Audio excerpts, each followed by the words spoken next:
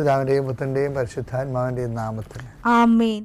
അമ്മേ പരിശുദ്ധ അമ്മേ, അമ്മേ പരിശുദ്ധമേ, ദൈവമാതാവേ, കൃപാസനത്തിലൂടെ ഞങ്ങൾക്കും ഞങ്ങളുടെ ദേശത്തിനും അമ്മ മധ്യസ്ഥം തേടിത്തന്ന എല്ലാ അനുഗ്രഹങ്ങൾക്കും കൃപകൾക്കും ഞങ്ങളിപ്പോൾ ഹൃദയം നിറഞ്ഞ നന്ദി പറയുന്നു.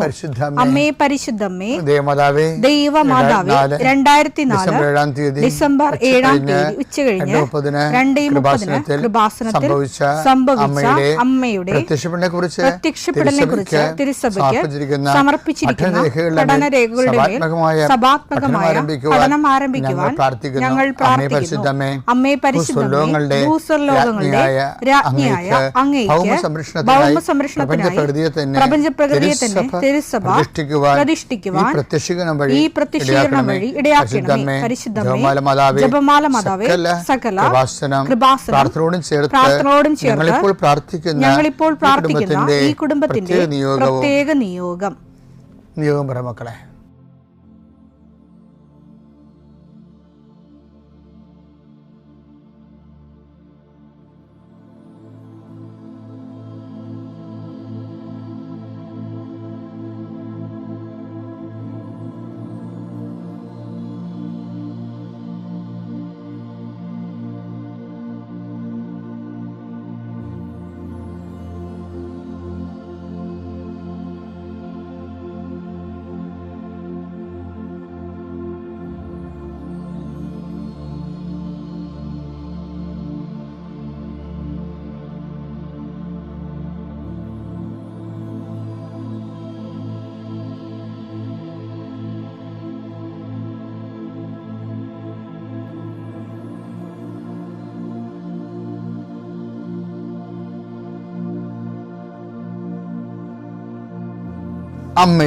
അമ്മയുടെ പ്രത്യക്ഷീകരണത്തിന്റെ ഈ അനുഗ്രഹവേളയിൽ ഞങ്ങൾക്ക് സാധിച്ചു തരുവാൻ കനിയണമേ.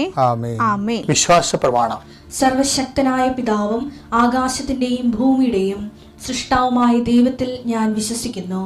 അവിടുത്തെ ഏകപുത്രനും ഞങ്ങളുടെ കർത്താവുമായ ഈശോമിശിഹായിലും ഞാൻ വിശ്വസിക്കുന്നു. ഈ പുത്രൻ പരിശുദ്ധാത്മാവിനാൽ ഗർഭസ്ഥനായി കന്യകാമറിയത്തിൽ നിന്ന് പിറന്ന് പൊന്തിയോസ് പീലാത്തോസിന്റെ കാലത്ത് പീഡകൾ സഹിച്ച് കുരിശിൽ തറയ്ക്കപ്പെട്ട് മരിച്ച് അടക്കപ്പെട്ട് പാതാളങ്ങളിൽ ഇറങ്ങി മരിച്ചവരുടെ ഇടയിൽ നിന്ന് 3-ാം നാൾ ഉയർത്ത് സ്വർഗത്തിലേക്ക് എഴുന്നള്ളി സർവശക്തിയുള്ള പിതാവായ ദൈവത്തിന്റെ വലതുഭാഗത്തിരിക്കുന്നു. അവിടെ നിന്ന് ജീവിക്കുന്നവരെയും മരിച്ചവരെയും വിധിക്കുവാൻ വരുമെന്നും ഞാൻ വിശ്വസിക്കുന്നു. പരിശുദ്ധാത്മാവിലും ഞാൻ വിശ്വസിക്കുന്നു. വിശുദ്ധ കത്തോലിക്കാ സഭയിലും പുണ്യവാന്മാരുടെ ഐക്യത്തിലും പാപങ്ങളുടെ മോചനത്തിലും ശരീരത്തിന്റെ ഉയർപ്പിലും നിത്യമായ ജീവിതത്തിലും ഞാൻ വിശ്വസിക്കുന്നു. ആമേൻ. സ്വർഗ്ഗസ്ഥനായ ഞങ്ങളുടെ പിതാവേ, അങ്ങയുടെ നാമം പൂജിതമാകണമേ. അങ്ങയുടെ രാജ്യം വരണമേ. അങ്ങയുടെ തിരുമനസ് സ്വർഗത്തിലെ പോലെ ഭൂമിയിലും ആകണമേ. അന്നു വേണ്ടുന്ന ആഹാരം ഇന്ന് ഞങ്ങൾക്ക് തരണമേ. ഞങ്ങളോട് തെറ്റ് ചെയ്യുന്നവരോട് ഞങ്ങൾ ക്ഷമിക്കുന്നത് പോലെ ഞങ്ങളുടെ തെറ്റുകൾ ഞങ്ങളോടും ക്ഷമിക്കണമേ. ഞങ്ങളെ പ്രലോഭനത്തിൽ ഉൾപ്പെടുത്തരുതേ, തിന്മയിൽ ഞങ്ങൾ രക്ഷിക്കണമേ. ആമേൻ. നന്മ നിറഞ്ഞ മറിയമേ, സ്വസ്തി. കർത്താവ് അങ്ങയുടെ കൂടെ സ്ത്രീകളിൽ അങ്ങ് അനുഗ്രഹിക്കപ്പെട്ടവളാകുന്നു. അങ്ങയുടെ ഉദരത്തിൻ ഫലമായി ഈശോ അനുഗ്രഹിക്കപ്പെട്ടവനാകുന്നു. പരിശുദ്ധ മറിയമേ, തമ്പുരാന്റെ അമ്മേ, പാപികളായ ഞങ്ങൾക്ക് വേണ്ടി ഇപ്പോഴും ഞങ്ങളുടെ മരണസമയത്തും തമ്പുരാനോട് അപേക്ഷിക്കണമേ. ആമേൻ. കർത്താവേ, നിന്റെ ഉന്നതമായ നാമത്തിന് സ്തോത്രം ചെയ്യുന്നു. കർത്താവേ, നിന്റെ വിശുദ്ധ പൗരോഹിത്യത്തെ മഹത്വപ്പെടുത്തണം. കർത്താവേ, സഭയിലുള്ള സാന്നിധ്യം പ്രകടമാക്കണമേ. 40 വർഷം അർപ്പിച്ച കുർബാനയുടെ യോഗ്യതയാൽ കൃപാസ്ഥാനത്താരെ ജീവനോടെ പ്രത്യക്ഷപ്പെട്ട പരിശുദ്ധ അമ്മയുടെ പ്രത്യക്ഷീകരണ സ്ഥിരീകരണത്തിനായി ഇന്ന് കൃപാസ്ഥാനത്താരെ നടക്കുന്ന 10,000-കണക്കിന് മനുഷ്യരുടെ പ്രാർത്ഥനയോട് കൂടെ ദൈവവേദലെ ഞാൻ നിന്നെ ഈശോനാമത്തിൽ ആസ്വദിക്കുന്നു. മാതാവിൻ്റെ പ്രത്യക്ഷീകരണത്തിൽ ഇന്ന് വരെ നടന്നിട്ടുള്ള എല്ലാ അനുഭവ സാക്ഷികളുടെയും സാക്ഷ്യങ്ങൾ നിനക്കും ഈ നിമിഷം നിൻ്റെ ഏറ്റവും വലിയ സങ്കടകരമായ അവസ്ഥകളെ അതിജീവിക്കാൻ ദൈവം നിന്നെ സഹായിക്കട്ടെ എന്ന് പ്രാർത്ഥിക്കുന്നു. നീ ഭയപ്പെടുന്ന വ്യക്തികൾ, നീ സങ്കടപ്പെടുന്ന കാര്യങ്ങൾ, നീ എന്ത് ചെയ്യും, എങ്ങനെ അതിജീവിക്കും എന്ന് വേദനിക്കുന്ന വിഷയങ്ങൾ, അതിൻ്റെ മേലെല്ലാം കർത്താവിൻ്റെ ആത്മാവ് പ്രവർത്തിക്കട്ടെ. കർത്താവേ, ആശുപത്രി കഴിയുന്നവരെ, കർത്താവേ, ഓരോരോ ജീവിക്കാൻ വേണ്ടി ഓരോരോ ജോലിക്ക് പോകുന്നവരെ, ജോലി അന്വേഷിച്ച് പോകുന്നവരെ, ജോലി നഷ്ടപ്പെട്ടവരെ, വിസ പ്രോസസ്സിംഗ് ഇരിക്കുന്നവരെ, വിസ നഷ്ടപ്പെട്ടു പോയവരെ, പുതുക്കാൻ വേണ്ടി പരിശ്രമിക്കുന്നവരെ, നാട്ടിലെ ജോലിക്ക് ശ്രമിക്കുന്നവരെ, അതിൻ്റെ പരീക്ഷ എഴുതുന്നവരെ, അതിൻ്റെ പരീക്ഷ റിസൾട്ട് കാത്തിരിക്കുന്നവരെ, കർത്താവേ, പലതരത്തിലുള്ള ജപ്തി നടപടികൾ, പലതരത്തിലുള്ള കോടതി കേസുകൾ, പലതരത്തിലുള്ള ഒത്തുതീർപ്പ് ചർച്ചകൾ, എൻ്റെ കർത്താവിൻ്റെ ഉന്നതമായ നാമത്തിൽ ഈ പ്രാർത്ഥന കൂടുന്ന നിനക്ക് മാതാവിൻ്റെ പ്രത്യേക സാന്നിധ്യം ഞാൻ ഉറപ്പു തരികയും അമ്മ നിന്നെ സഹായിക്കുകയും ഈശോ നിന്നെ അനുഗ്രഹിക്കുകയും ചെയ്യട്ടെ. എൻ്റെ പ്രിയപ്പെട്ടവരെ, കഴിഞ്ഞ ദിവസങ്ങളിലൊക്കെ നമ്മൾ കണ്ടത് വിശ്വാസത്തിന് അതിൻ്റെ ഡിഗ്രി അനുസരിച്ചുകൊണ്ട്, ഇപ്പം കർത്താവ് പറഞ്ഞില്ലേ, ഞങ്ങളുടെ വിശ്വാസത്തെ വർദ്ധിപ്പിക്കണമെന്ന് പറഞ്ഞില്ലേ, വിശ്വാസത്തെ വർദ്ധിപ്പിക്കണമേ. അതുപോലെ കർത്താവിനോട് ശിഷ്യന്മാരെ നടത്തിയ ഒരു പ്രാർത്ഥനയാണത്. ലൂക്കാ 17:5. അപ്പോൾ അപ്പോസ്തലന്മാർ കർത്താവിനോട് പറഞ്ഞു, ഞങ്ങളുടെ വിശ്വാസം വർദ്ധിപ്പിക്കണമേ. കർത്താവിനോട് ഈ അപ്പോസ്തലന്മാർ 2 കാര്യം ചോദിച്ചിട്ടുള്ളേ. ഒന്നെന്താണ്? ഞങ്ങളെ പ്രാർത്ഥിക്കാൻ പഠിപ്പിക്കണമേ, അല്ലേ? പിന്നെന്താ? ഞങ്ങളുടെ വിശ്വാസം വർദ്ധിപ്പിക്കണമേ. അപ്പോൾ വിശ്വാസം വർദ്ധിപ്പിക്കണമേ എന്ന് ചോദിക്കുമ്പോൾ അപ്പോസ്തലന്മാർക്ക് മനസ്സിലായി, വിശ്വാസം നമ്മൾ കാണുന്ന പാരമ്പര്യ കേവല വിശ്വാസത്തെക്കാൾ ഉപരി അതിൻ്റെ ഓരോ ഘട്ടങ്ങളും വളർച്ചയിലേക്കാണത് പോയിക്കൊണ്ടിരിക്കണം എന്നറിയാം. അങ്ങനെയാണ് പറയുന്നത്, ഞങ്ങളുടെ വിശ്വാസം വർദ്ധിപ്പിക്കണമേ. അപ്പോൾ നമ്മൾ കഴിഞ്ഞ ദിവസം കണ്ടായിരുന്നു, പത്തോസാണ് അങ്ങനെ കർത്താവിനോട് ചോദിച്ചത്. ഇതിന് പത്തോസ് അവസാനം ആ വിശ്വാസത്തിൻ്റെ വർദ്ധിത രൂപങ്ങളെക്കുറിച്ച് വളരെ കുറഞ്ഞ കാലം കൊണ്ട് ശരിക്കും മനസ്സിലാക്കിയ ഒരാളാണ്. അതുകൊണ്ടാണ് നമ്മൾ കഴിഞ്ഞ ആഴ്ച കണ്ടത്. എന്താണ് 2 പത്തോസിൻ്റെ 1:5 പറയുന്നത്?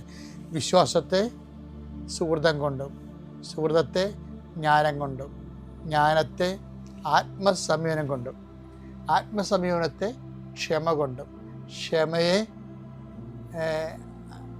സഹോദര സ്നേഹം കൊണ്ടും, സഹോദര സ്നേഹത്തെ ഉപ്പവി കൊണ്ടും പൂർണ്ണമാക്കാൻ പറയും. അതാരാ പറഞ്ഞത്? വിശ്വാസം വർദ്ധിപ്പിക്കണമേ എന്ന് കർത്താവിനോട് പത്തോസ് പണ്ട് ചോദിച്ചു. ആ പത്തോസിൻ്റെ വിശ്വാസം പിന്നീട് വർദ്ധിച്ചിട്ട് പുതിയ വിശ്വാസത്തിൻ്റെ മുന്തിയ രൂപങ്ങളായി മാറുന്നത് പത്തോസ് മനസ്സിലാക്കി. തൻ്റെ ജീവിതത്തിലൂടെയാണ് ഇതെല്ലാം പത്തോസ് മനസ്സിലാക്കിയത്.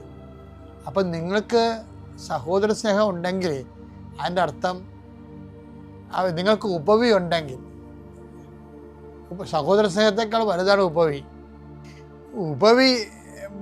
RSV ബൈബിളിൽ, ഇപ്പം മലയാളം ബൈബിളിൽ ഉപവി എന്ന് എഴുതിയിട്ടുണ്ട്.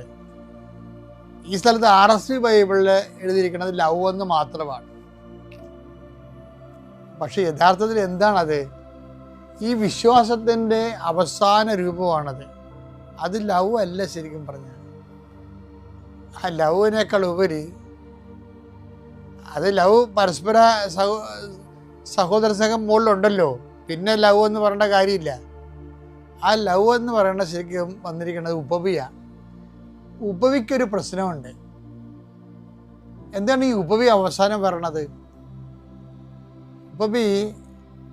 ഉപവിയാണ് വിശ്വാസത്തിൻ്റെ ലാസ്റ്റ് രൂപം.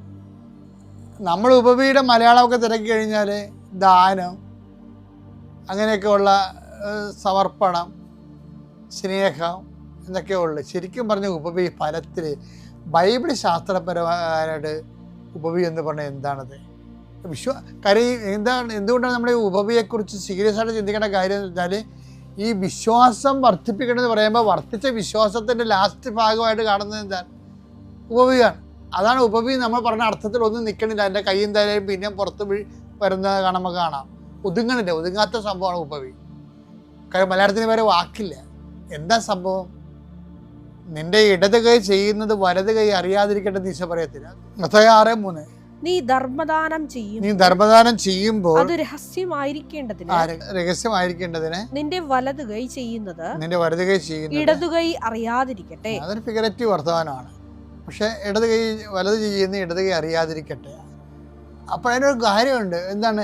രഹസ്യത്തെ അറിയുന്ന പിതാവ്, മത്തായി 6:4. രഹസ്യങ്ങൾ അറിയുന്ന നിന്റെ പിതാവ്, രഹസ്യങ്ങൾ അറിയുന്ന നിന്റെ പിതാവ് നിനക്ക് പ്രതിഫലം നൽകും. നിനക്ക് പ്രതിഫലം. ഉപവിയുടെ പ്രശ്നം എന്ന് പറയുന്നത് പ്രതിഫലം നാട്ടിൽ നിന്നോ വീട്ടിൽ നിന്നോ പേര്, സൽപ്പേര്, നല്ല പേര്, അല്ലെങ്കിൽ നമുക്ക് ആൾക്കാരുടെ സഹവർത്തിത്വം, മനുഷ്യനിൽ നിന്ന് വരുമാനങ്ങളൊന്നും ഇല്ലാത്ത സാധനമാണ് ഉപവി.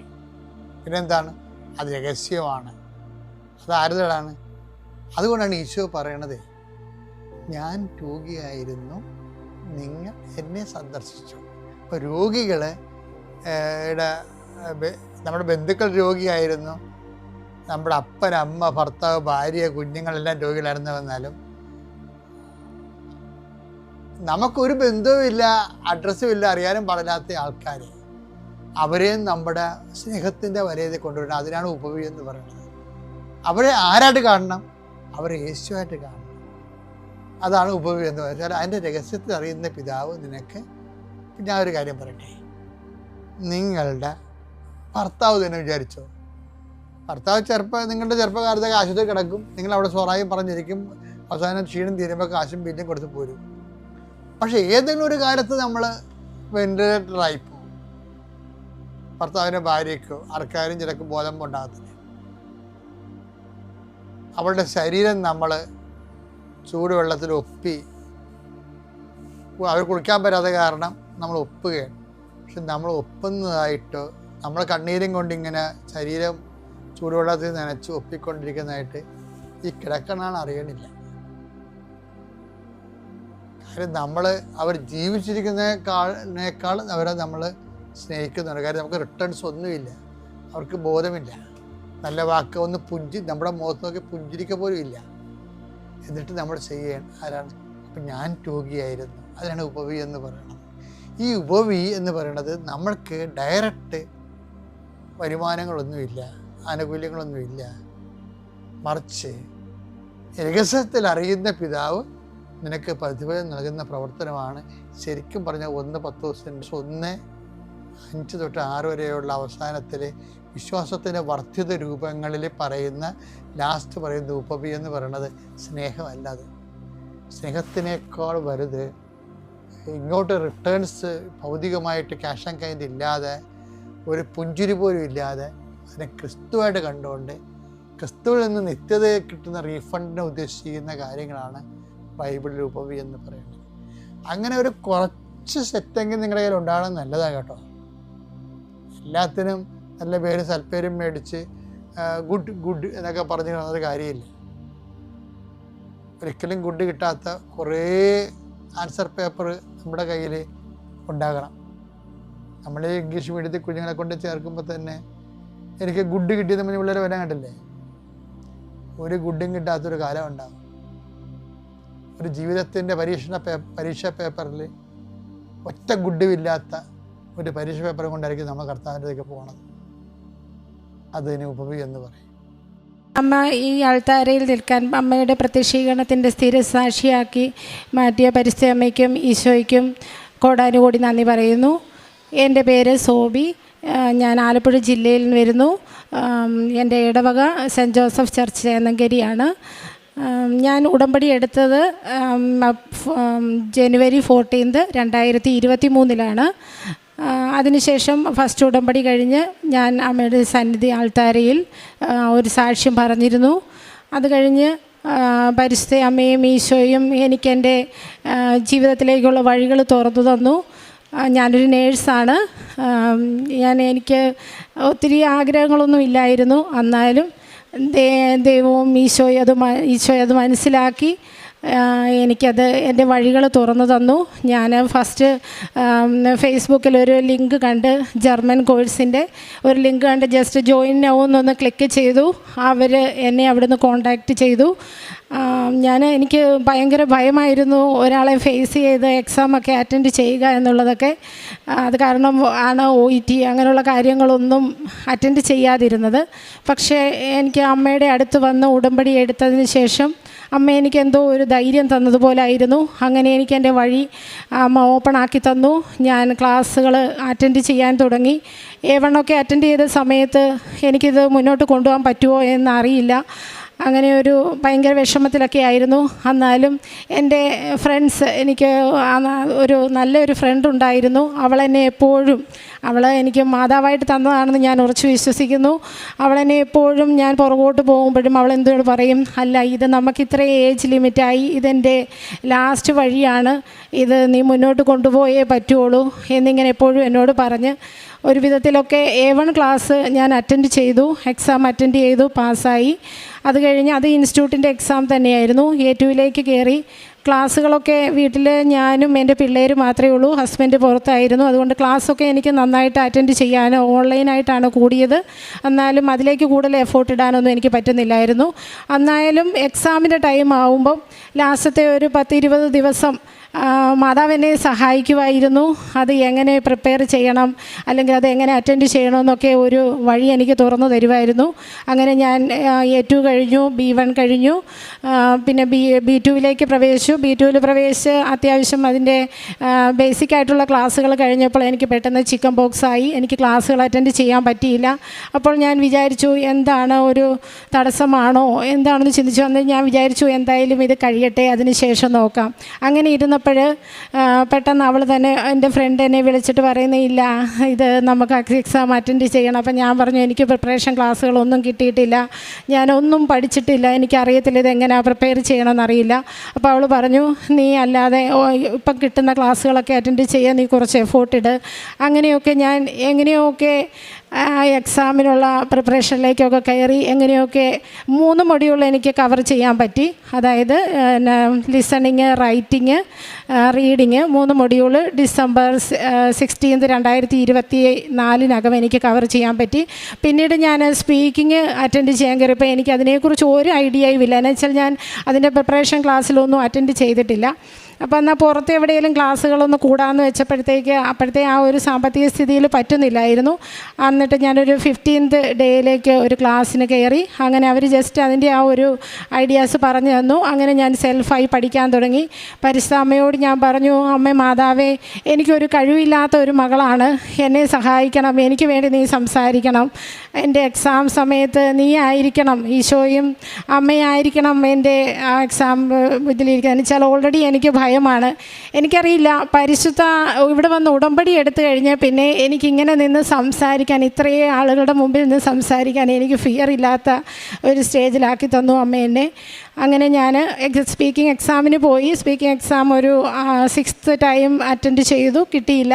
പിന്നെ ഞാനിവിടെ വന്ന് അച്ഛൻ്റെ ബ്ലെസ്സിങ് വാങ്ങി ഹോൾ ടിക്കറ്റുമായി അച്ഛൻ തന്ന കാശ് രൂപമൊക്കെയുമായി എക്സാം എഴുതാൻ പോയി. അന്ന് എനിക്ക് എക്സാം പാസ്സായി.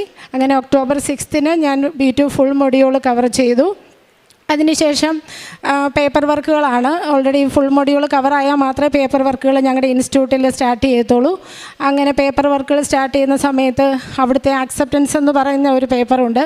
അത് എല്ലാവർക്കും ഒരു 8 മാസം കൊണ്ട് വന്ന ആൾക്കാരുണ്ട്, 5 മാസം അങ്ങനെയൊക്കെ വന്നവരുണ്ട്. പക്ഷേ ഞാൻ എൻ്റെ എക്സാം അറ്റൻഡ് ചെയ്ത് എൻ്റെ റിസൾട്ട് വന്ന് ഞാൻ ഇൻസ്റ്റിറ്റ്യൂട്ടിൽ പറഞ്ഞു കഴിഞ്ഞ് എനിക്കൊരു 5 month കൊണ്ട് എൻ്റെ വിസ അപ്രൂവായി എൻ്റെ കയ്യിൽ കിട്ടിയ വ്യക്തിയാണ് ഞാൻ.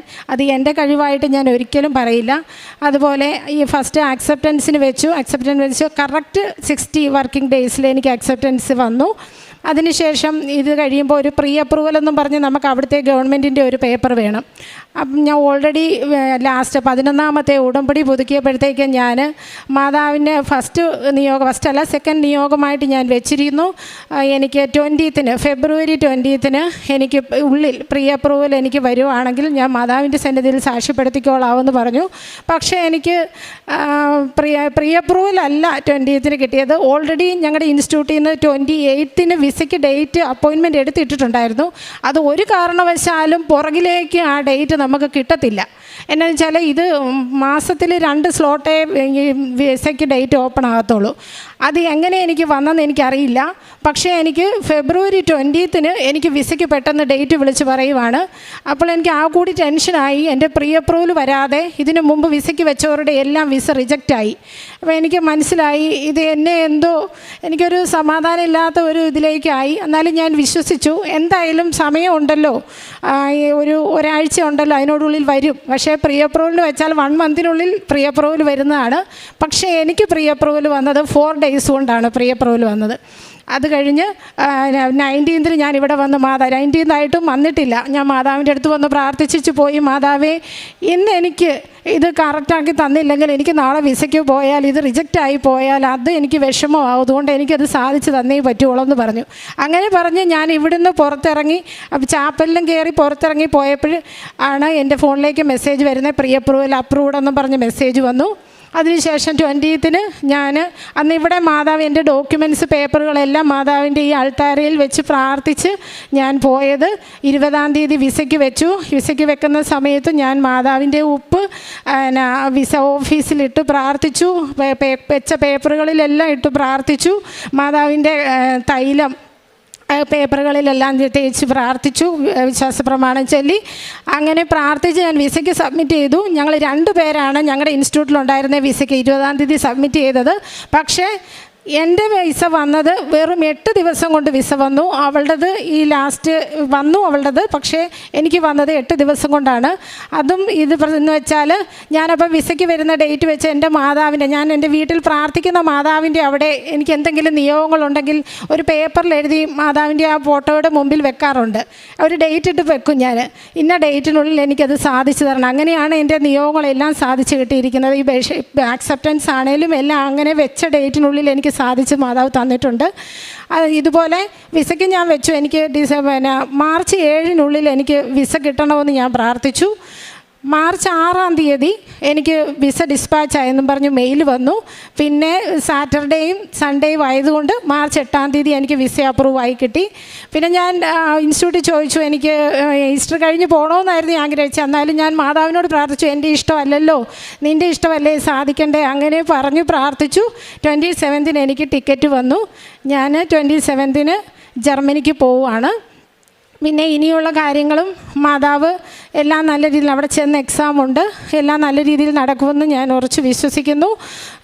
പിന്നെ എനിക്ക് ഉടമ്പടി തൈലം, ഇപ്പം മക്കൾക്കാണേലും ഉടമ്പടി തൈലം, ഞങ്ങളുടെ ഒരു മരുന്നാണ് ഉടമ്പടി തൈലം ഉപ്പ്. ഇൻ കേസ് എന്തെങ്കിലും അസ്വസ്ഥതകൾ എനിക്കോ എൻ്റെ മക്കൾക്കോ ഹസ്ബൻഡിനാണേലും വന്നാലും ഞങ്ങളതൊരു മരുന്നായിട്ടാണ് ഉടമ്പടി തൈലം ഉപയോഗിക്കുന്നത്. പിന്നെ അത്ര എമർജൻസി ആണെങ്കിൽ മാത്രമേ ഞങ്ങൾ അങ്ങനെ ആശുപത്രി പോകാറില്ല. ഉടമ്പടി എടുത്തു കഴിഞ്ഞ് ഞാൻ മാതാവിൻ്റെ തൈലം ഒത്തിരി ഒരു മരുന്നായി ഉപയോഗിക്കുന്നു, ഉപ്പും അതുപോലെ തന്നെ. പിന്നെ കാരുണ്യ പ്രവർത്തികളെന്ന് പറഞ്ഞു കഴിഞ്ഞാൽ എൻ്റെ അടുത്ത് സഹായം ചോദിച്ച് വരുന്നവർക്ക് എന്നെക്കൊണ്ട് പറ്റാവുന്ന വിധത്തിൽ ഞാൻ കാരുണ്യപ്രവൃത്തി ചെയ്യാറുണ്ട്. എല്ലാ മാസവും ഞാൻ ഇവിടെ വന്ന് പത്രം വാങ്ങി ബസ് സ്റ്റോപ്പുകളിലും പൊതുവായ സ്ഥലങ്ങളിലും ഒക്കെ കൊടുക്കാറുണ്ട്. ആദ്യമൊക്കെ പള്ളിയിലൊക്കെ കൊണ്ട് കൊടുക്കുമായിരുന്നു. പിന്നെ ഞാൻ ഇപ്പം എൻ്റെ 11ാമത്തെ പുതുക്കാണ്. പിന്നെ ഞാൻ ബസ് സ്റ്റോപ്പുകളിൽ പൊതുവായ സ്ഥലങ്ങളിലൊക്കെ കൊണ്ട് കൊടുക്കും. പിന്നെ അനാഥ മന്ദിരത്തിൽ, ഞങ്ങളുടെ അടുത്ത് തന്നെയുള്ള ഒരു അനാഥ മന്ദിരത്തിൽ ഫുഡിനുള്ള പൈസയൊക്കെ എന്നെക്കൊണ്ട് പറ്റാവുന്നതുപോലെ കൊടുക്കാറുണ്ട്. അതൊക്കെയാണ് എൻ്റെ കാരുണ്യ പ്രവൃത്തികൾ. പിന്നെ പറ്റുമ്പോഴൊക്കെ പിള്ളേർ തന്നെയൊക്കെ ആയതുകൊണ്ട് പറ്റുമ്പോഴൊക്കെ പള്ളിയിൽ പോയി കുർബാന കൂടാറുണ്ട്. ഉടമ്പടി ധ്യാനം കൂടുമ്പോഴാണെങ്കിലും എന്ത് നമുക്കൊരു വേദനയോടുകൂടി ഉടമ്പടി ധ്യാനമാണെങ്കിലും കൂടുമ്പോഴതുപോലെ രാവിലത്തെ ഡെയിലി ബ്രെഡ് അന്നത്തെ ദിവസം രാവിലെ അത് കൂടി അങ്ങ് ഇറങ്ങുമ്പോഴത്തേക്ക് എന്തോ ഒരു സമാധാനം കിട്ടുന്നത് പോലെയാണ്. അത് എങ്ങനെ എനിക്ക് പ്രകടിപ്പിക്കണം എന്നറിയത്തില്ല. നല്ലൊരു ആശ്വാസം, എന്തിനും ഒരു പോസിറ്റീവായിട്ടുള്ള ഒരു റിപ്ലൈ എനിക്ക് എന്തോന്നറിയില്ല, ഒരു പോസിറ്റീവ് റിപ്ലൈ എപ്പോഴും ഉടമ്പടി എടുത്തു കഴിഞ്ഞ് എനിക്ക് ഉണ്ടായിട്ടുണ്ട്. പിന്നെ പറയാനുള്ളത് ഇത്രയേ ഉള്ളൂ. പിന്നെ രോഗസൗഖ്യമാണേലും എനിക്ക് ഇങ്ങനെ തൈറോയിഡിൻ്റെ പ്രശ്നം ഉണ്ടായിട്ടുണ്ടായിരുന്നു. അപ്പം ഞാൻ മെഡിസിനൊക്കെ കഴിച്ചുകൊണ്ടിരുന്നു. പക്ഷേ ഉടമ്പടി നേർച്ച വസ്തുക്കൾ ഉപയോഗിക്കുന്നതിലൂടെ എനിക്ക് ഒത്തിരി സൗഖ്യം കിട്ടി. പിന്നെ അതുപോലെ ജവമാല റാലിയിൽ നന്നായി പങ്കെടുക്കാൻ സാധിച്ചു. മാതാവ് എന്നെ ഒത്തിരി അനുഗ്രഹിച്ചു. ഈശോയ്ക്കും തിരുക്കുമാരനും കോടാനുകോടി നന്ദി പറയുന്നു. സെഫാനിയ പ്രവാചകൻ്റെ പുസ്തകം 3-ാം അധ്യായം 18-ാം തിരുവചനം. നിന്നെക്കുറിച്ച് അവിടുന്ന് അതിയായി ആഹ്ലാദിക്കും, സ്നേഹത്തിൽ അവിടുന്ന് നിന്നെ പുനഃപ്രതിഷ്ഠിക്കും. ഉത്സവദിനത്തിലെന്ന പോലെ അവിടുന്ന് നിന്നെക്കുറിച്ച് ആനന്ദഗീതം മുതിർക്കും. ഞാൻ നിന്നിൽ നിന്ന് വിപത്തുകളെ ദൂരീകരിക്കും, നിനക്ക് നിന്ദനം ഏൽക്കേണ്ടി വരികയില്ല. ദൈവമായ കർത്താവ് നമുക്ക് നൽകുന്ന വലിയ വാഗ്ദാനങ്ങളിലൊന്നാണത്.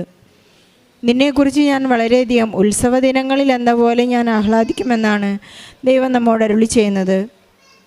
സോബി എബ്രാഹാം എന്ന ഈ മകൾ ഇവിടെ വന്ന് ഉടമ്പടിയെടുത്ത് പ്രാർത്ഥിച്ചു തുടങ്ങിയപ്പോൾ തൻ്റെ കഴിവിലൊന്നും എനിക്ക് ആശ്രയിക്കാനായി ഒന്നുമില്ല, ഞാൻ ജർമ്മൻ പഠിക്കാൻ തുടങ്ങുകയാണ്, പക്ഷേ എൻ്റെ പഠനം പൂർത്തീകരിക്കാൻ സാധിക്കുമോ എന്ന് എനിക്കറിയില്ല. അങ്ങനെ ഒരുപാട് അസ്വസ്ഥതകളിൽ ഈ മകൾ വിടുവെന്ന് പരിശുദ്ധ അമ്മയോട് മാധ്യസ്ഥം അപേക്ഷിച്ച് പ്രാർത്ഥിക്കുവാനും പഠിക്കുവാനെല്ലാം തുടങ്ങിയപ്പോൾ തൻ്റെ മെറിറ്റ് വളരെ 0 ആണെന്ന് മനസ്സിലായി. ചിക്കൻ ബോക്സിൻ്റെയും കുടുംബത്തിൻ്റെ ഉത്തരവാദിത്വത്തിൻ്റെ അസ്വസ്ഥതകളിലെല്ലാം പെട്ട് ഇതെനിക്ക് കംപ്ലീറ്റ് ചെയ്യാൻ സാധിക്കുമോ, എൻ്റെ ഒരു ആഗ്രഹം പൂർത്തീകരിക്കുമോ എന്നെല്ലാം വലിയ സംശയത്തിലാണ്. എന്നാലും പ്രത്യാശ കൈവിടാതെ ഈ മകൾ വളരെ സന്തോഷത്തോടുകൂടി ഉടമ്പടി ജീവിക്കാൻ തുടങ്ങിയപ്പോഴാണ് പരിശുദ്ധ അമ്മയുടെ മധ്യസ്ഥതയിൽ ഈ മകൾക്ക് വളരെ പെട്ടെന്ന് തൻ്റെ എല്ലാ കാര്യങ്ങളും ഈശോ പ്രത്യേകിച്ച് പ്രവർത്തിച്ചു കൊടുക്കാനായി, അത്ഭുതങ്ങൾ പ്രവർത്തിക്കാനായി തുടങ്ങിയത് നമുക്ക് മനസ്സിലാക്കാം. ബഹുമാനപ്പെട്ട ജോസഫ് അച്ഛൻ്റെ കൈവെപ്പ് ശുശ്രൂഷ സ്വീകരിച്ച അപ്പോൾ തുടങ്ങി കാര്യങ്ങളെല്ലാം വളരെ പെട്ടെന്നായിരുന്നുവെന്ന് ഈ മകൾ ഏറ്റുപറയുകയുണ്ടായി. നമുക്കറിയാവുന്നതുപോലെ ബഹുമാനപ്പെട്ട ജോസഫ് അച്ഛൻ്റെ കൈവെപ്പ് ശുശ്രൂഷ സ്വീകരിച്ചു കഴിഞ്ഞാൽ നമുക്കറിയാം നമ്മെ തൊടുന്നത് ഈശോ തന്നെയാണ്. അച്ഛൻ്റെ ആ വലിയ ത്യാഗജീവിതത്തിലൂടെ നമുക്ക് ലഭിക്കുന്ന ആ ഒരു കൈവെപ്പ് അത് ഈശോ തന്നെയാണ്. പരിശുദ്ധ അമ്മ നമുക്ക് വേണ്ടി മാധ്യസ്ഥം അപേക്ഷിക്കുമ്പോൾ നമ്മുടെ ഉടമ്പടി ജീവിതത്തിൻ്റെ എത്രമാത്രം വിശ്വസ്തതയുണ്ടോ ആ വിശ്വസ്തതയിലാണ് പരിശുദ്ധ അമ്മ നമുക്ക് വേണ്ടി ഈശോയോട് മധ്യസ്ഥം അപേക്ഷിക്കുന്നത്. ഈശോ അച്ഛൻ്റെ കൈകളിലൂടെ ഈശോ നമ്മെ തൊടുന്നത്. അതിലൂടെയാണ് ഈ മകൾക്ക് വളരെയധികം ഒരു 60 ദിവസത്തിൻ്റെ വർക്കിംഗ് ഡേയ്സ് വളരെ പെട്ടെന്ന് എക്സ്പീരിയൻസ് സർട്ടിഫിക്കറ്റ് കിട്ടുവാനും വിസ വളരെ പെട്ടെന്ന് കയ്യിൽ കിട്ടുവാനും എല്ലാം സമയച്ചുരുക്കത്തിൻ്റെ അമ്മ ഈ മകളെ അനുഗ്രഹിച്ചതായി മകൾ പറയുന്നു. ഓരോ പ്രാവശ്യവും ഉടമ്പടി നേർച്ച വസ്തുക്കളുടെ ഉപയോഗം വിശ്വാസ പ്രമാണം ചൊല്ലിക്കൊണ്ട് വിശ്വാസ പ്രഖ്യാപനം നടത്തിക്കൊണ്ട് ഓരോ പ്രാവശ്യവും ഇവിടെ നിന്ന് ലഭിക്കുന്ന കൃപാസനം പത്രങ്ങൾ മറ്റുള്ളവർക്ക് ഈശോയെക്കുറിച്ചും പരിശുദ്ധ അമ്മയെക്കുറിച്ചും പറഞ്ഞ് സംസാരിച്ച് വിശ്വാസ പ്രഖ്യാപനം നടത്തിക്കൊണ്ട് കൈമാറുമ്പോഴെല്ലാം, ക്രിസ്തു കൈമാറ്റം നടത്തുമ്പോഴെല്ലാം ക്രിസ്തു തന്നെ സോബിയിൽ രൂപപ്പെടുന്നത് ഈ മകൾ അറിയാതെ തന്നെ രൂപപ്പെടുന്നത് ഈ മകൾ അറിയുന്നുണ്ടായിരുന്നു, അനുഭവിക്കുന്നുണ്ടായിരുന്നു. നമുക്ക് മനസ്സിലാക്കിയെടുക്കേണ്ട ഒരു കാര്യം, ഭൗതിക അനുഗ്രഹങ്ങളെക്കാൾ കൂടുതൽ നമുക്കറിഞ്ഞിരിക്കേണ്ടത് ഞാൻ ദൈവസ്നേഹത്തിൽ വളരുന്നുണ്ടോ എന്നുള്ള ഒരു മാറ്റുരച്ച് നോക്കലാണ്. ദൈവസ്നേഹം അനുഭവിക്കുവാനും ആ സ്നേഹം മറ്റുള്ളവർക്ക് പകർന്നു കൊടുക്കുവാനും അത് മറ്റുള്ളവർക്ക് കാണാൻ സാധിക്കുന്നുണ്ടോ എന്നെല്ലാമാണ് ഉടമ്പടി ജീവിതത്തിലൂടെ നമുക്ക് വായിച്ചെടുക്കേണ്ടത്. ഈശോയോടൊപ്പം എനിക്ക് ജീവിക്കണം, അല്ലെങ്കിൽ എനിക്ക് നടക്കണം, എൻ്റെ തുടർന്നുള്ള എല്ലാ ജീവിതവും ഈശോയും മാതാവും കൂടെ ഉണ്ടായിരിക്കുമെന്നുള്ളൊരു നിലപാടാണ്, ഒരു നിഷ്പക്ഷ നിലപാട് ഓരോരുത്തർക്കും എടുക്കാൻ സാധിക്കുമ്പോൾ നമ്മുടെ ഉടമ്പടി ജീവിതം വളരെ അന്വർത്ഥമായി എന്ന് നമുക്ക് മനസ്സിലാക്കാം. ഞാനൊരു യോനയാണോ, ഞാനൊരു ജോബാണോ, എനിക്ക് എല്ലാം ദൈവം തന്നു, എനിക്ക് ഏതെങ്കിലും സമയത്ത് എന്തെങ്കിലും നഷ്ടപ്പെടുന്നുണ്ടെങ്കിൽ അതെല്ലാം ദൈവം തന്നു, ദൈവം എടുത്തു, ദൈവത്തിൻ്റെ നാമം വാഴ്ത്തപ്പെട്ടവനാകട്ടെ എന്നാണോ ഞാൻ പറയുന്നത്? യോനയെ പോലെ ഈ ഒരു ചെടി വളർന്നു വന്നു, എനിക്ക് തണലേകി, അത് വളരെ പെട്ടെന്ന് ഉണങ്ങിപ്പോയി. ഇതിലേതാണ് എൻ്റെ അവസ്ഥ എന്നെല്ലാം നമുക്ക് ചിന്തിച്ചെടുക്കാനുള്ളൊരു വലിയ സമയം കൂടിയാണ്. നമുക്ക് ഈശോയ്ക്കും പരിശുദ്ധ അമ്മയ്ക്കും നന്ദി പറയാം. സോബിക്കും കുടുംബത്തിൽ നിന്ന് ലഭിച്ച എല്ലാ അനുഗ്രഹങ്ങൾക്കും നന്ദി പറയുന്നതോടൊപ്പം നമ്മുടെ എല്ലാ ജീവിത വ്യഗ്രതകളെയും സങ്കടങ്ങളെയും കണ്ണുനീരിനെയും ഒറ്റപ്പെടുത്തലെയും കുറ്റപ്പെടുത്തലുകളെയും എല്ലാം പരിശുദ്ധ അമ്മയുടെ മധ്യസ്ഥയിൽ നമുക്ക് ഈശോയ്ക്ക് ഏൽപ്പിച്ചുകൊണ്ട് ഈ സാക്ഷ്യത്തിന് നന്ദി പറഞ്ഞുകൊണ്ട് ഈശോയ്ക്കും കൃപാസനത്തിൽ ജീവനോടെ പ്രത്യക്ഷപ്പെട്ട പരിശുദ്ധ അമ്മയുടെ മാധ്യസ്ഥത്തിൽ എനിക്ക് നൽകിയ അനുഗ്രഹങ്ങൾക്ക് നന്ദി പറയാനാണ് ഞാനിവിടെ നിൽക്കുന്നത്. എൻ്റെ പേര് ജീന. ഞാൻ കാസർഗോഡ് ജില്ലയിലെ പുഞ്ച എന്ന ഇടവകയിൽ നിന്ന് വരുന്നു. ഞാനൊരു ചാർട്ടേഡ് അക്കൗണ്ടൻ്റാണ്. മാതാവിൻ്റെ മാധ്യസ്ഥത്താൽ ഞാൻ എൻ്റെ CA ഫൈനൽ എക്സാം പാസ്സായ സാക്ഷ്യമാണ് ഇവിടെ പറയുന്നത്. ഞാൻ CA ഫൈനൽ എക്സാം 2 തവണ എഴുതി ഫെയിലായിരുന്നു. ആ സമയത്ത് എൻ്റെ ആൻറ്റിമാരാണ് പറയുന്നത് കൃപാസനത്തിൽ വന്ന് ഉടമ്പടി എടുക്കാൻ. എനിക്കങ്ങനെ എല്ലാവരെയും പോലെ തന്നെ യാതൊരു വിശ്വാസമോ അങ്ങനെയൊന്നും ഉണ്ടായിരുന്നില്ല. കൃപാസനത്തെ പറ്റി എതിർപ്പൊന്നും ഉണ്ടായിരുന്നില്ല. പക്ഷേ എന്തോ എനിക്ക് അത്ര താല്പര്യം ഉണ്ടായിരുന്നില്ല. അങ്ങനെ 3ാമത്തെ തവണ CA ഫൈനൽ എക്സാം എഴുതിയതിന് ശേഷമാണ് ഞാൻ ഇവിടെ വന്ന് ഉടമ്പടി എടുക്കുന്നത്. അതൊരു ലാസ്റ്റ് ചാൻസ് പോലെ, എന്നാൽ പിന്നെ ഉടമ്പടി എടുത്തേക്കാം, ആൻറ്റിയൊക്കെ പറയുന്നതല്ലേ, അതുകൊണ്ട് ചെയ്തേക്കാം എന്നുള്ള രീതിയിലാണ് ഞാൻ വന്നത്. അങ്ങനെ ഞാൻ ഉടമ്പടി എടുത്തുകൊണ്ട് തന്നെ ഞാൻ വിചാരിച്ചു കഴിഞ്ഞ എക്സാമിന് പാസ്സാകുമായിരിക്കും റിസൾട്ട് വരുമ്പോൾ എന്ന് ഞാൻ വിചാരിച്ചു. പക്ഷേ ജനുവരി 2024 എൻ്റെ റിസൾട്ട് വന്നു. ഞാൻ ഫെയിലായി. ആ സമയത്ത് എനിക്ക് ഭയങ്കര വിഷമമായിരുന്നു. കാരണം ഞാൻ ഉടമ്പടി എടുത്തു, എല്ലാവർക്കും ഉടമ്പടി എടുക്കുമ്പോൾ എല്ലാം സാധിച്ചു കിട്ടുന്നു, എനിക്ക് കിട്ടിയില്ല. പിന്നെ ഞാൻ ചിന്തിച്ചു, ഞാൻ ഉടമ്പടിക്ക് മുന്നേ അല്ലേ എക്സാം എഴുതിയേ, ഒന്നുകൂടെ എഴുതി നോക്കാം. അങ്ങനെ ഞാൻ മാതാവിൻ്റെ കാശ് രൂപമൊക്കെ ആയിട്ട് എക്സാമിന് പോകാൻ തീരുമാനിച്ചു.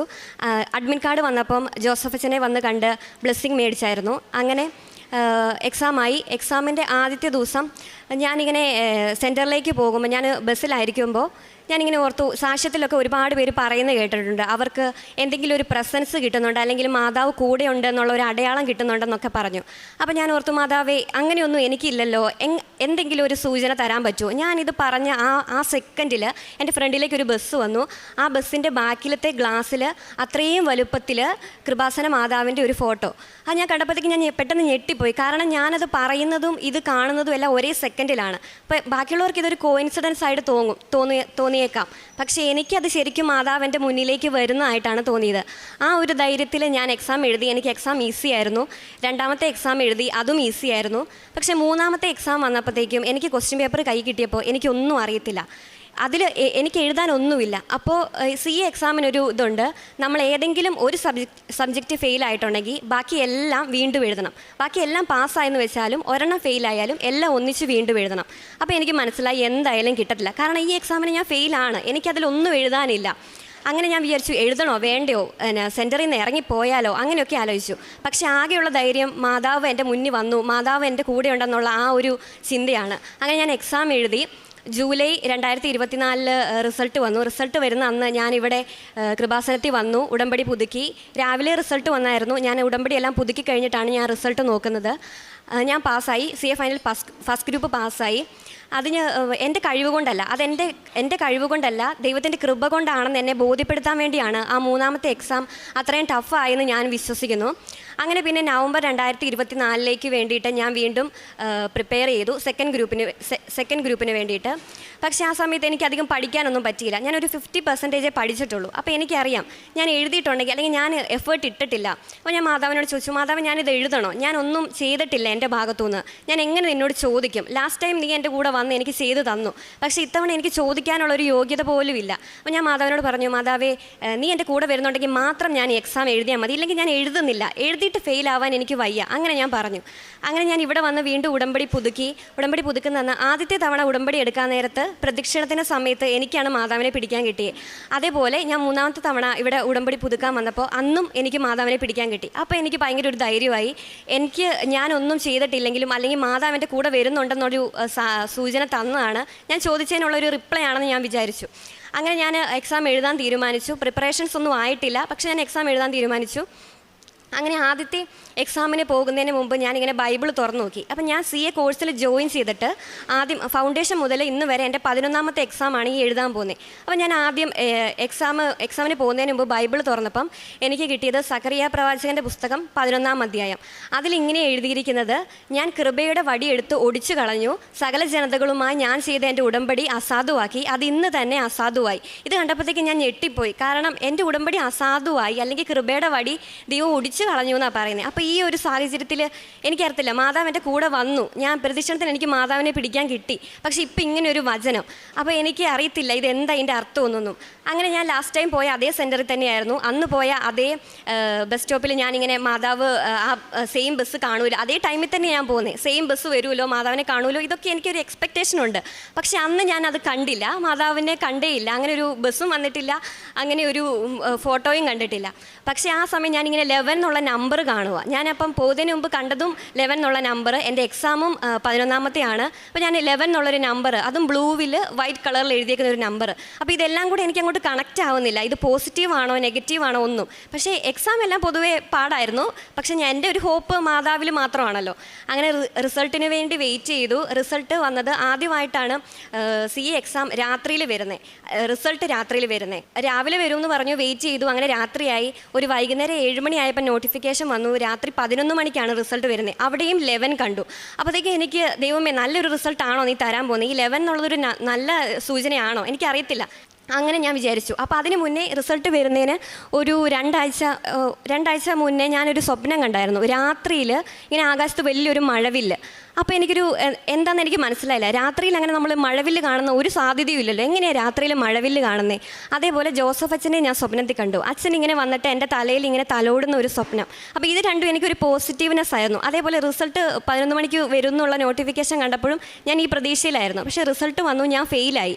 അപ്പോൾ എനിക്ക് ഒന്നും അങ്ങോട്ട് കണക്റ്റ് ആവുന്നില്ല. എന്താ മാതാവ് തരുന്ന സൂചന, അത് പോസിറ്റീവാണോ നെഗറ്റീവാണോ? ലാസ്റ്റ് ടൈം എൻ്റെ കഴിവിലല്ല, മാതാവ് ദൈവത്തിൻ്റെ കൃപയാലും എനിക്ക് സാധിച്ചു തന്നു. പക്ഷേ ഇത്തവണ ഞാൻ സെയിം തന്നെ പ്രാർത്ഥിച്ചു, പക്ഷേ എനിക്ക് ചെയ്ത് തന്നില്ല. എന്താണെന്നൊരു ഭയങ്കര കൺഫ്യൂഷനായിരുന്നു. അങ്ങനെ ഞാൻ ഓർത്തു, പിന്നെ ഞാൻ എൻ്റെ പോരായ്മ കൊണ്ടായിരിക്കും, ഞാൻ ഉടമ്പടിയിൽ പിന്നോട്ട് പോയിരുന്നു, അതുകൊണ്ടായിരിക്കാം ഇങ്ങനെ സംഭവിച്ചത്. ദൈവം എനിക്ക് വചനത്തിൽ ആദ്യം തന്നതുപോലെ തന്നെ കൃപ ഈ അറ്റംപ്റ്റിൽ വർക്കായിട്ടുണ്ടാവത്തില്ല, ഞാൻ കുറച്ചും കൂടെ മുന്നോട്ട് വരണം, അതുകൊണ്ടായിരിക്കും എന്ന് ഞാൻ വിചാരിച്ചു. അങ്ങനെ മെയ് 2025 ഞാൻ വീണ്ടും എക്സാം പ്രിപ്പയർ ചെയ്തു. അങ്ങനെ ഞാൻ ആ എക്സാം എൻ്റെ 12ാമത്തെ എക്സാം ആണല്ലോ. അപ്പം ഞാനിങ്ങനെ പറഞ്ഞു, അച്ഛൻ ഇങ്ങനെ ധ്യാനത്തിൽ പറയാറുണ്ട് 12 എന്നുള്ളത് ഒരു കംപ്ലീറ്റ് നമ്പറാണ്. അപ്പം ഞാൻ പറഞ്ഞു 12 എന്നുള്ളൊരു കംപ്ലീറ്റ് നമ്പറാണ്, ഇതെൻ്റെ 12ാമത്തെ എക്സാമാണ്, ഇനി ഞാൻ എഴുതത്തില്ല, എനിക്ക് മാതാവ് തരുവാണെങ്കിൽ തന്നാൽ മതി, അത് ഞാൻ വേണമെന്ന് പറയുന്നില്ല, എനിക്ക് മാതാവിന് ഇഷ്ടമുണ്ടെങ്കിൽ എനിക്കത് തന്നാൽ മതി, പക്ഷേ ഈ 12ാമത്തെ എക്സാം കൂടി ഞാനത് നിർത്തും, വീണ്ടും ഞാൻ ഇനി എഴുതത്തില്ല എന്ന് പറഞ്ഞു. അങ്ങനെ ഞാൻ ആദ്യത്തെ എക്സാമിന് പോകാൻ വേണ്ടി ഞാൻ ബൈബിൾ തുറന്നപ്പോൾ എനിക്ക് കിട്ടുന്നത് ഏശയ്യാ പ്രവാചകൻ്റെ പുസ്തകം 12ാം അധ്യായം. 12ാം അധ്യായത്തിൽ അത് കറക്റ്റ് 12 എന്നുള്ള നമ്പർ കിട്ടിയപ്പോഴേക്കും എനിക്ക് സന്തോഷമായി. 12ാമത്തെ അധ്യായത്തിൽ ഇങ്ങനെയായിരുന്നു എഴുതിയിട്ടുണ്ടായിരുന്നത്, അന്ന് നീ പറയും ഞാൻ കർത്താവിന് നന്ദി പറയും, അങ്ങനെ ഒരു വചനമായിരുന്നു. അപ്പോൾ അതൊരു ഭയങ്കര പോസിറ്റീവായിട്ടുള്ള ഒരു വേർഡിങ്സ് ആയിരുന്നു. അതെനിക്ക് ഭയങ്കരമായിട്ട് ഒരു സന്തോഷം തന്നു. അങ്ങനെ ഞാൻ എക്സാം എഴുതാൻ പോയി. ആദ്യത്തെ എക്സാം ഈസി ആയിരുന്നു, പക്ഷേ ഈ എക്സാമിന് തലേദിവസം എനിക്ക് ഭയങ്കര ടെൻഷനായിരുന്നു. തലേദിവസം എനിക്ക് ഒന്നും പഠിക്കാൻ പറ്റുന്നുണ്ടായിരുന്നില്ല. ഇത്രയും നാളിരുന്ന് പഠിച്ചിട്ടും തലേദിവസം ആയപ്പോഴത്തേക്ക് എനിക്കൊന്നും ചെയ്യാൻ പറ്റുന്നില്ല, നാളത്തെ എക്സാം എഴുതണ്ട, ഇങ്ങനെയൊക്കെയുള്ളൊരു ചിന്തയായിരുന്നു എനിക്ക്. അന്നേരം ഞാൻ ഓർത്തു, മാതാവ് ഇനി ഒരു ദിവസം കൂടെ, അല്ലെങ്കിൽ ഇനിയുള്ള എക്സാമും ഈ ടെൻഷനോടുകൂടെ എനിക്ക് മുമ്പോട്ട് പോകാൻ പറ്റത്തില്ല, എന്ത് ചെയ്യും? ഒരു ദിവസം കൊണ്ട് ഈ കംപ്ലീറ്റ് പോർഷനും കവർ ചെയ്ത് തീർക്കാൻ എനിക്ക് പറ്റത്തില്ല, എനിക്ക് അത്രയും ടെൻഷനാണ്. തലേദിവസം ഞാൻ ആ ടെൻഷൻ വന്ന സമയത്തെല്ലാം യൂട്യൂബ് തുറന്ന് വെച്ച് സാക്ഷ്യങ്ങൾ കേട്ടോണ്ടിരിക്കുമായിരുന്നു. അങ്ങനെ അന്ന് ആദ്യത്തെ എക്സാം കഴിഞ്ഞു വന്നു. അന്ന് വൈകുന്നേരം ഒരു നോട്ടിഫിക്കേഷൻ വന്നു, CA എക്സാം പോസ്റ്റ്പോൺ ചെയ്തു. അതിൻ്റെ കാരണം അന്ന് ഇന്ത്യ പാകിസ്ഥാൻ യുദ്ധം നടക്കുന്നുണ്ടായിരുന്നു. ആ സമയത്ത് നോർത്തിലൊക്കെ പ്രശ്നമായതുകൊണ്ടാണ് എക്സാം മാറ്റിവെച്ചത്. CA എക്സാം ഇന്നോളം എക്സാം പോസ്റ്റ്പോൺ ചെയ്തിട്ടില്ല. കൊറോണ ടൈമിൽ പോലും അത് നടത്തിയിട്ടുണ്ടായിരുന്നു. ആ ഒരു ടൈമിലാണ് ഈ എക്സാം പോസ്റ്റ്പോൺ ചെയ്യുന്നത്. അപ്പോഴത്തേക്ക് എനിക്കൊരു വലിയ ആശ്വാസമായി, കാരണം എനിക്ക് പഠിക്കാനുള്ള സമയം കിട്ടി. അങ്ങനെ അപ്പോൾ പിറ്റേ ദിവസം ഒരു ദിവസം കഴിഞ്ഞു, പക്ഷേ ഇനി എന്നാ എക്സാം വരുന്നതെന്ന് യാതൊരു ഐഡിയയും ഇല്ല. അപ്പോൾ ഞാൻ മാതാവിനോട് പറഞ്ഞു, മാതാവേ ഇത് ഒരുപാട് നാളിങ്ങനെ പോസ്റ്റ്പോൺ ആയി പോയിട്ടുണ്ടെങ്കിൽ എന്താവും അവസ്ഥ? ഒരു 5 ദിവസം മതി, ഒരു 5 ദിവസമൊക്കെ കഴിയുമ്പോഴത്തേക്കും റീഷെഡ്യൂൾ ചെയ്തോളൂ എന്നുള്ള രീതിയിൽ പറഞ്ഞു. അന്ന് വൈകുന്നേരം തന്നെ നോട്ടിഫിക്കേഷൻ വന്നു. കറക്റ്റ് 5 ദിവസം കഴിഞ്ഞപ്പോഴത്തേക്കും എക്സാം വീണ്ടും റീഷെഡ്യൂൾ ചെയ്തു. അങ്ങനെ രണ്ടാമത്തെ എക്സാമും കഴിഞ്ഞു. രണ്ടാമത്തെ എക്സാമും വലിയ കുഴപ്പമില്ലായിരുന്നു. ലാസ്റ്റ് ഏറ്റവും ഫൈനൽ എക്സാമിന് പോകുന്നതിന് മുമ്പ് ഞാൻ ഇതുപോലെ ബൈബിൾ തുറന്നു നോക്കി. അന്ന് എനിക്ക് കിട്ടി സങ്കീർത്തനങ്ങൾ 108. സങ്കീർത്തനങ്ങൾ 108 കണ്ടപ്പോൾ ഈ നമ്പർ എവിടെയോ എനിക്ക് സ്ട്രൈക്ക് ആവുന്ന പോലെ തോന്നി. 108 എന്തോ കണക്ഷൻ ഉണ്ടല്ലോ. ഞാൻ നോക്കുമ്പോൾ അതെൻ്റെ റോൾ നമ്പറാണ്. 152108 ആണ് എൻ്റെ റോൾ നമ്പർ. ആ സങ്കീർത്തനത്തിലും ഞാൻ ജനതകളുടെ ഇടയിൽ സാക്ഷ്യം പറയും, കർത്താവിന് നന്ദി പറയും എന്നായിരുന്നു എഴുതിയിട്ടുണ്ടായിരുന്നത്. അങ്ങനെ എനിക്ക് ഭയങ്കര ഒരു സന്തോഷമായി. അങ്ങനെ ജൂലൈ 2025 റിസൾട്ട് വന്നു. ഞാൻ ഇവിടെ തന്നെ കൃപാസനത്തിൽ വന്ന് അച്ഛൻ്റെ ധ്യാനം നടക്കുന്നുണ്ടായിരുന്നു. ധ്യാനം കൂടിയതിന് ശേഷമാണ് ഞാൻ റിസൾട്ട് നോക്കുന്നത്. റിസൾട്ട് വന്നു, ഞാൻ പാസ്സായി. അങ്ങനെ ഞാൻ CA ക്വാളിഫൈഡ് ആയി. ഇതെൻ്റെ കഴിവ് കൊണ്ടല്ല, ദൈവത്തിൻ്റെ കൃപ കൊണ്ട് മാത്രമാണ് സാധിച്ചത്. എൻ്റെ റിസൾട്ട് വരുന്നതിന് ഒരു 2 ആഴ്ച മുമ്പ് ഞാനിങ്ങനെ പ്രാർത്ഥിക്കുമ്പോൾ എൻ്റെ നീല മെഴുകുതിരിയിൽ P എന്ന് പറയുന്ന ഒരു ലെറ്റർ ഇങ്ങനെ തെളിഞ്ഞു വന്നു. മെഴുകുതിരി P ആയിട്ട് വന്നു. എൻ്റെ ജീവിതത്തിൽ ഇതുവരെ ഞാൻ മെഴുകുതിരി ഇങ്ങനെ ഉരുകി വീഴുന്ന കണ്ടിട്ടില്ല. അതിൻ്റെ ഫോട്ടോ ഞാൻ കാണിച്ചു തരാം.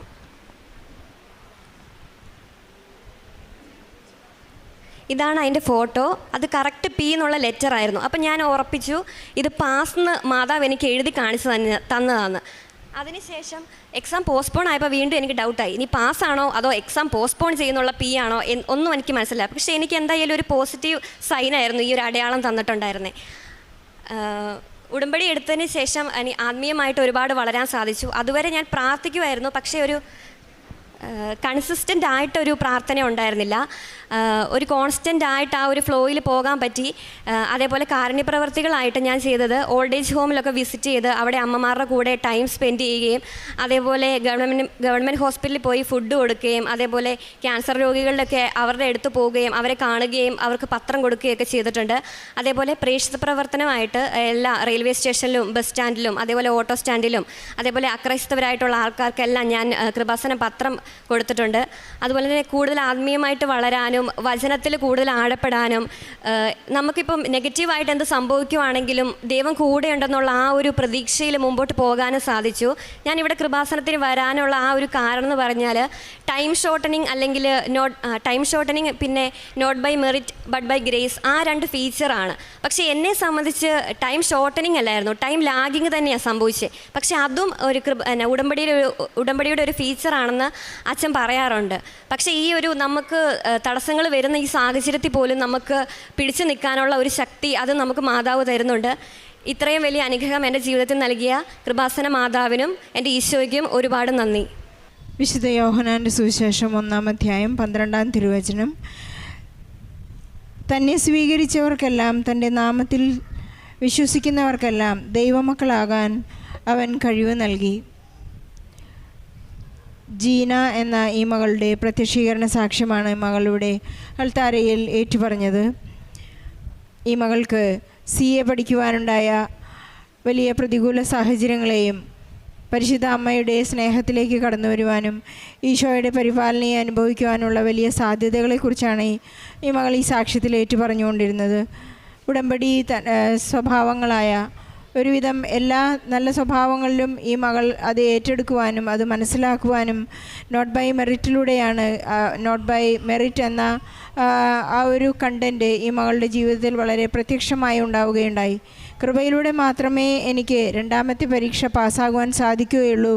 ആദ്യത്തെ പരീക്ഷ പരിശുദ്ധ അമ്മയുടെ മധ്യസ്ഥതയിലൂടെ സാമീപ്യത്തിലൂടെ താൻ ആഗ്രഹിച്ച വിധത്തിൽ എനിക്കൊരു സാമീപ്യം കാണിച്ചു തരണമേ എന്ന് പ്രാർത്ഥിക്കുമ്പോൾ തന്നെ പരിശുദ്ധ അമ്മയുടെ കൃപാസനം അമ്മയുടെ ഒരു വലിയ പോസ്റ്റർ ഒരു ബസ്സിൽ കാണിക്കാനായിട്ട് പരിശുദ്ധ അമ്മ കൃപയരുളിക്കൊണ്ട് ഈ മകൾക്ക് സാമീപ്യം നൽകി. 2ാമത്തെ 3ാമത്തെ പരീക്ഷ എഴുതുമ്പോൾ ഈ മകൾക്ക് വളരെ കോൺഫിഡൻ്റ് ആയിരുന്നു, എനിക്കിപ്പോഴും സാമീപ്യം ഉണ്ടായിരിക്കും. പക്ഷേ ഓരോ തവണ ഫെയിലായപ്പോഴും അതുപോലെ തന്നെ പ്രതികൂല സാഹചര്യങ്ങൾ വന്നപ്പോഴും എങ്ങനെയാണ് ഉടമ്പടി മുന്നോട്ട് കൊണ്ടുപോകേണ്ടതെന്ന്, ഈശോയോടുള്ള സ്നേഹം എങ്ങനെയാണ് ഞാൻ ആഴപ്പെടുത്തേണ്ടതെന്നും കൃത്യമായി പരിശുദ്ധ അമ്മയോട് കമ്മ്യൂണിക്കേഷൻ ചെയ്യാനുള്ള വിധങ്ങൾ എങ്ങനെയൊക്കെയാണെന്നും പഠിച്ചെടുക്കുവാനും അതുപോലെ തന്നെ വെയിറ്റ് ചെയ്യുവാനും എപ്പോഴാണ് ഈശോ എൻ്റെ ജീവിതത്തിലേക്ക് കടന്നു വരുന്നത്, വിശുദ്ധ ദിവ്യബലിയിൽ എങ്ങനെയൊക്കെയാണ് ഞാൻ ആഴപ്പെടേണ്ടത്, അങ്ങനെ ഒരുപാട് സാഹചര്യങ്ങൾ ആത്മീയമായി വളരാനും താനൊരു വലിയ ഒരു കോഴ്സാണ് ചെയ്യുന്നതെന്ന് മനസ്സിലാക്കിക്കൊണ്ട് തന്നെ മറ്റുള്ളവരിലേക്ക് ഇറങ്ങിച്ചെല്ലുവാനും തന്നെ സ്റ്റാറ്റസിനെ ലോ ചെയ്യുവാനും അങ്ങനെ ഒരുപാട് സാഹചര്യങ്ങൾ ഈ മകൾക്ക് ആത്മീയമായി വളരാനും മറ്റു മക്കളുടെ അവസ്ഥകളെ കണ്ടുപിടിക്കുവാനും കണ്ടെത്തുവാനും അവരിലേക്ക് ഇറങ്ങിച്ചെല്ലുവാനൊക്കെയുള്ള ഒരു വലിയ സാധ്യതകൾ ഈ മകൾക്ക് ലഭിച്ചു. ഇന്ന് ഈ മകൾ പറയുന്നത്, ഞാൻ കോൺസ്റ്റൻ്റായി ഇനി ഈശോയെ ഫോളോ ചെയ്യും, എനിക്ക് എന്തു തന്നെ സംഭവിച്ചാലും പരിശുദ്ധ അമ്മ എനിക്ക് വേണ്ടി മാധ്യസ്ഥം അപേക്ഷിക്കും.